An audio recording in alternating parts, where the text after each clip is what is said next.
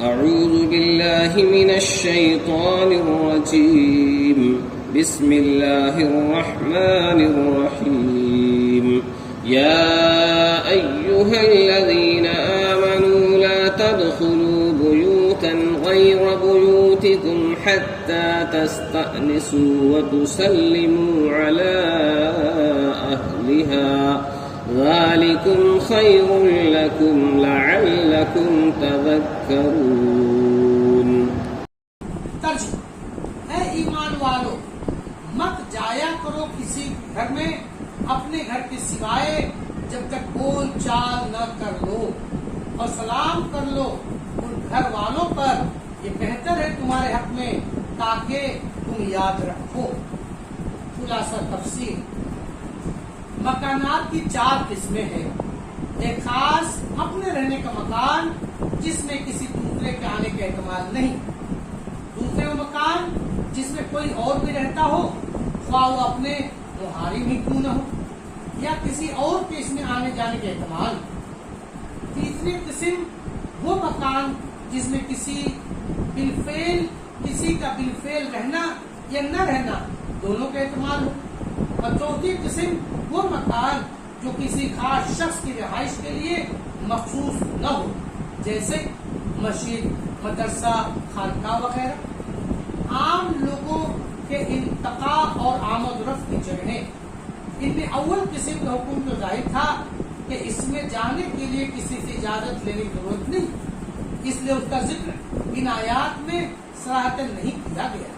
باقی 3 قسموں کے مکانات کے احکام اگلی آیتوں میں بیان فرمائے جاتے ہیں۔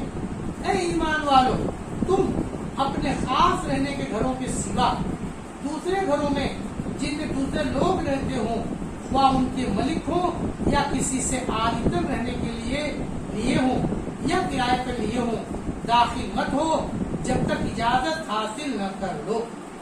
اور اجازت لینے سے پہلے ان کے رہنے والوں کو سلام نہ کرو، یعنی اول باہر سے سلام کر کے پھر ان سے پوچھو کہ کیا ہمیں اندر آنے کی اجازت ہے۔ بغیر اجازت لیے ویسے ہی مت گھس جاؤ۔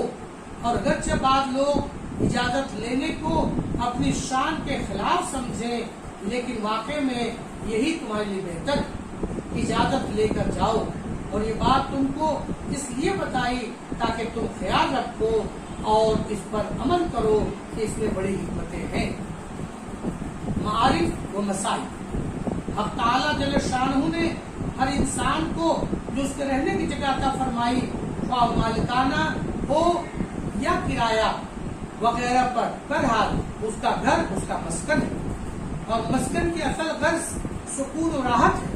قرآن عزیز نے جہاں اپنی نعمت گراں نمایاں کا ذکر فرمایا ہے، اس میں بھی اس طرف اشارہ ہے۔ فرمایا جعل لکم من بیوتکم سکنا، یعنی اللہ نے تمہارے گھروں سے تمہیں سکون و راحت کا سامان دیا۔ اور یہ سکون و راحت جبھی باقی رہ سکتا ہے کہ انسان دوسرے کسی شخص کی مداخلت کے بغیر اپنے گھر میں اپنی ضروریات کے مطابق آزادی سے کام اور آرام کر سکے۔ اس کی آزادی میں خلل ڈالنا گھر کی اصل مصلحت کو فوت کرنا ہے، جو بڑی ایذا و تکلیف ہے۔ اسلام نے کسی کو بھی ناحق تکلیف پہنچانا حرام قرار دیا ہے۔ استئذان کے احکام میں ایک بڑی مصلحت لوگوں کی آزادی میں خلل ڈالنے اور ان کی ایذا رسانی سے بچنا ہے، جو ہے شریف انسان کا عقلی فریضہ ہے۔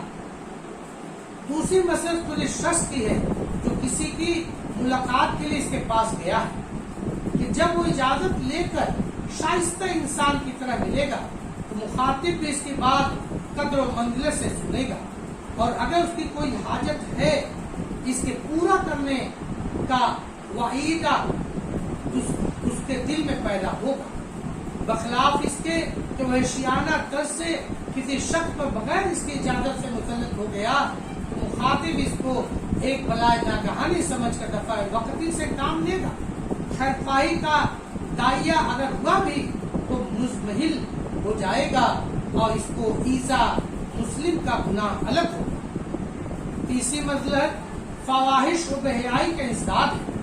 بلا اجازت کسی کے مکان میں داخل ہو جانے سے یہ بھی احتمال ہے کہ غیر محرم عورتوں پر نظر پڑے اور شیطان دل میں کوئی مرض پیدا کر دے. اور اسی مسئلے سے احکام استئذان کو قرآن میں حد زنا، حد قذف وغیرہ احکام کے متصل لایا گیا. چوتھی مسلک یہ ہے کہ انسان بعض اوقات اپنے گھر کی تنہائی میں کوئی ایسا کام کر رہا ہوتا ہے جس پر دوسروں کی اطلاع کرنا مناسب نہیں سمجھتا. اگر کوئی شخص بغیر اجازت کے گھر میں آ جائے تو وہ جس چیز کو دوسروں سے پوشیدہ رکھنا چاہتا تھا اس کا مسئلہ ہو جائے گا. کسی کے پوشیدہ راز کو زبردستی معلوم کرنے کی فکر بھی گناہ اور دوسروں کے لیے موجب ایذا ہے. استئذان کے کچھ مسائل تو خود آیات مذکورہ میں آ گئے ہیں. مثلا ان آیات میں یا ایھا الذین آمنوا سے خطاب کیا گیا تو مردوں کے لیے استعمال ہوتا ہے، مگر عورتیں بھی اس حکم میں داخل ہیں. جیسا کہ عام احکام قرآنیہ اسی طرح مردوں کو مخاطب کر کے آتے ہیں، عورتیں بھی اس میں شامل ہوتی ہیں بجن مخصوص مسائل کے جن کی خصوصیت مردوں کے ساتھ بیان کر دی جاتی ہے. چنانچہ نساء صحابہ کا بھی یہی معمول تھا کہ کسی کے گھر جائیں تو پہلے ان سے استئذان کریں. حضرت ام ایاس رضی اللہ عنہ فرماتی ہیں کہ ہم 4 عورتیں اکثر حضرت صدیقہ عائشہ رضی اللہ عنہ کے پاس جایا کرتی تھی اور گھر میں جانے سے پہلے ان سے استئذان کرتی تھی. جب وہ اجازت دیتی تو اندر جاتی تھی. بروال ابن کثیر اور ابن حاتم. مثلا اسی آیت سے معلوم ہوا کہ کسی دوسرے شخص کے گھر میں جانے سے پہلے استئذان کا حکم عام ہے. مرد، عورت، محرم وغیرہ محرم وغیر محرم سب کو شامل ہے. عورت کسی عورت کے پاس جائے یا مرد کے پاس جائے تو بھی استئذان کرنا چاہیے. امام مالک رحمۃ اللہ علیہ نے موطا میں مسلم عطا بن یا اسحاق رحمۃ اللہ علیہ نے روایت کیا ہے کہ ایک شخص نے رسول اللہ صلی اللہ علیہ وسلم سے پوچھا کہ کیا اپنی والدہ کے پاس جاتے وقت بھی استئذان کروں؟ آپ صلی اللہ علیہ وسلم نے فرمایا ہاں استئذان کرو. اس شخص نے کہا یا رسول اللہ میں تو اپنی والدہ کے ساتھ ہی گھر میں رہتا ہوں. آپ نے فرمایا پھر بھی اجازت لیے بغیر گھر میں نہ جاؤ. مجھے پھر عرض کیا یا رسول اللہ صلی اللہ علیہ وسلم میں تو ہر وقت ان کی خدمت میں رہتا ہوں. آپ نے فرمایا پھر بھی اجازت لیے بغیر گھر میں نہ جاؤ. کیا تمہیں یہ بات پسند ہے کہ اپنی والدہ کو ننگی دیکھو؟ اس نے کہا کہ نہیں.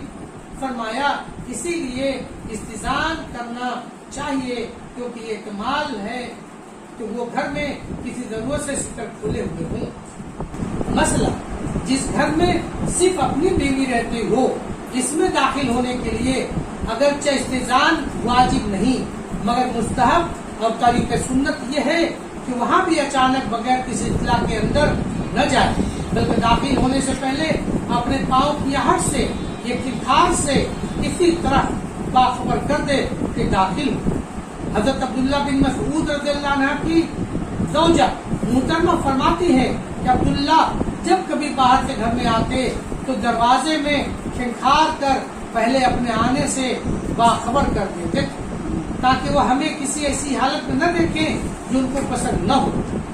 اور اس صورت میں استئذان کا واجب نہ ہونا اس سے معلوم ہوتا ہے کہ ابن جریر نے حضرت عطا رحمۃ اللہ سے دریافت کیا کہ کیا ایک شخص کو اپنی بیوی کے پاس جانے کے وقت بھی استئذان ضروری ہے؟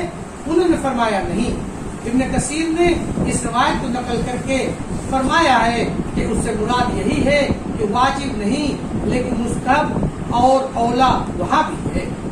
استئذان کا مضمون طریقہ آیت میں جو طریقہ بتلایا گیا ہے یعنی کسی گھر میں اس وقت تک داخل نہ ہو جب تک وہ کام نہ کر لو، جب تک 2 کام نہ کر لو. اول استئناس، اس کے لفظی معنی طلب انس کے ہیں. مراد اس سے جمہور مفسرین میں کے نزدیک استئذان یعنی اجازت حاصل کرنا ہے. اس کا اشارہ اس طرف ہے کہ داخل ہونے سے پہلے اجازت حاصل کرنے میں مخاطب مانوس ہوتا ہے، اس کو وحشت نہیں ہوتی. دوسرا کام یہ ہے کہ گھر والوں کا سلام کرو. مثلا اس معاملے میں سب سے برا وہ طریقہ ہے جو بعض لوگ کرتے ہیں کہ باہر سے اندر داخل ہونے کی اجازت مانگی اپنا نام ظاہر نہیں کیا. اندر سے مخاطب نے پوچھا کون صاحب ہے؟ تو جواب دیا، میں کہہ دیا کہ میں ہوں. کیونکہ یہ مخاطب کی بات کا جواب نہیں. جس نے اول آواز سے نہیں پہچانا وہ میں کے لفظ سے کیا پہچانے. مسئلہ اس سے بھی زیادہ برا طریقہ یہ ہے کہ جو آج کل بہت سے پڑھے لکھے لوگ بھی استعمال کرتے ہیں کہ دروازے پر دستک دی، جب پوچھا گیا کون صاحب ہے تو خاموش کھڑے ہیں، کوئی جواب ہی نہیں دیتے. یہ مخاطب کو تشویش میں ڈالنے اور ایذا پہنچانے کا بدترین طریقہ ہے، جس سے استئذان کی مصلحت فوت ہو جاتی. مسئلہ اگر کسی دروازے پر جا کر استئذان کیا اور اندر سے کوئی جواب نہ آیا تو سنت یہ ہے کہ دوبارہ استئذان کرے، اور پھر بھی جواب نہ آئے تو تیسری مرتبہ کرے. اگر تیسری مرتبہ جواب نہ آئے تو اس کا حکم یہ ہے کہ لوٹ جانا چاہیے. ٹیلی فون سے متعلق بعض مسائل. کسی شخص کو ایسے وقت ٹیلی فون پر مخاطب کرنا جو عادتاً اس کے سونے یا دوسری ضروریات میں یا نماز میں مشغول ہونے کا وقت ہو، بلا ضرورت شدید جائز نہیں، کیونکہ اس میں بھی وہی ایذا رسانی ہے جو کسی گھر میں بغیر اجازت داخل ہونے اور اس کی آزادی میں خلل ڈالنے سے ہوتی ہے.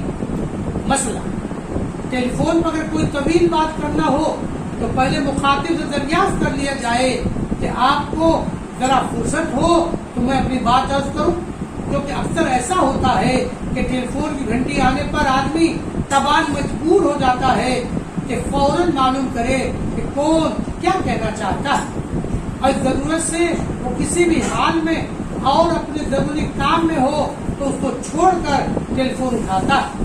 کوئی بے رحم آدمی اس وقت لمبی بات کرنے لگے تو سخت تکلیف محسوس ہوتی ہے.